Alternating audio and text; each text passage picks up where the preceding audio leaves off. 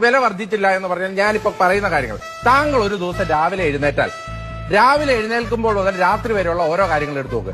രാവിലെ എഴുന്നേറ്റാൽ താങ്കൾ ആദ്യം സ്വിച്ച് ഇട്ടാൽ ബൾബ് കത്തും, ഇലക്ട്രിസിറ്റി ചാർജ് കൂട്ടി, ടാപ്പ് ഓണാക്കിയാൽ വെള്ളം വരും, വെള്ളക്കരം ഉയർത്തി, ഉപ്പ് തൊട്ട് കർപ്പൂരം വരെ എല്ലാ കാര്യങ്ങളുടെയും വില വർദ്ധിപ്പിച്ചു. കേരളം കണി കണ്ടുണരുന്ന നന്മ മിൽമ പാലിന്റെ വില വർദ്ധിപ്പിച്ചു. താങ്കൾ താമസിക്കുന്ന വീടിന്റെ വീട്ടുകരം കൂട്ടി, താങ്കൾ താമസിക്കുന്ന വീടിന്റെ സ്ഥലമിരിക്കുന്നതിന്റെ സ്ഥലക്കരം ഉയർത്തി, താങ്കൾ പോകുന്ന വണ്ടിയുടെ നികുതി വർദ്ധിപ്പിച്ചു, താങ്കൾ പോകുന്ന വണ്ടിയിൽ ഒഴിക്കുന്ന പെട്രോളിന്റെ വില വർദ്ധിപ്പിച്ചു, താങ്കൾ ഒരു ഓട്ടോയിൽ പോയാൽ ഓട്ടോ കൂലി കൂട്ടി, താങ്കൾ ഒരു ബസ്സിൽ പോയാൽ ബസ് കൂലി കൂട്ടി, ഇതുമായി ടോളിൽ പോയാൽ ടോൾ പ്ലാസയുടെ വില വർദ്ധിപ്പിച്ചു.